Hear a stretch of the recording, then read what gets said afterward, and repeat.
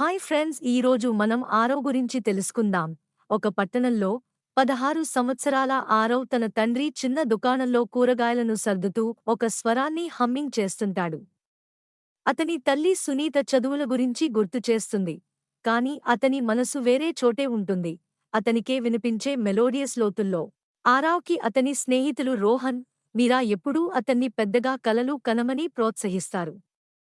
రోహన్ ఒక టెక్నాలజీ ప్రతిభావంతుడు, అతని పాటలను రికార్డ్ చేయడానికి సహాయపడతాడు.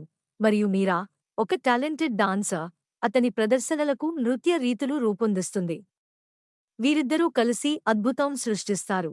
ఒకరోజు దేశవ్యాప్తంగా జరిగే వాయిస్ ఆఫ్ టుమారో అనే గానం పోటీ ప్రకటించబడింది. ఆరావ్ కళ్ళు ఆనందంతో మెరిశాయి. ఇది అతనికి గొప్ప అవకాశమే ఉండొచ్చు. కాని అతని ఉత్సాహం తల్లిదండ్రుల సందేహాలతో మరియు అతని ప్రత్యర్థి కారన్ ఎగతాళితో తక్కువైపోయింది. కారన్ ఆరావ్కి ప్రధాన ప్రత్యర్థి. అతన్ని వెనుకడిగేయమని చేయడానికి అన్ని విధాలా ప్రయత్నిస్తాడు. ఊహించని మాటలతోనూ పన్నిన కుట్రలతోనూ ఆరావ్ మంపై అడుగు పెట్టకుండా చూడాలని చూస్తాడు. ఆర్థిక భారము మరియు ఎప్పుడూ వినిపించే సందేహాలు ఆరావ్పై భారంగా మారతాయి. తన ప్రతిబింబాన్ని చూస్తూ కలలు కేవలం సంపన్నుల కోసమేనా అని అనుకుంటాడు. కాని అప్పుడే అతని తల్లి ఒక మౌన త్యాగం చేస్తుంది.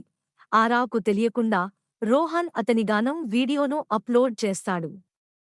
కొన్ని రోజులకు ఆరావ్ ఫోన్ మోగుతుంది. అతను ఎంపికయ్యాడు అని తెలుస్తుంది.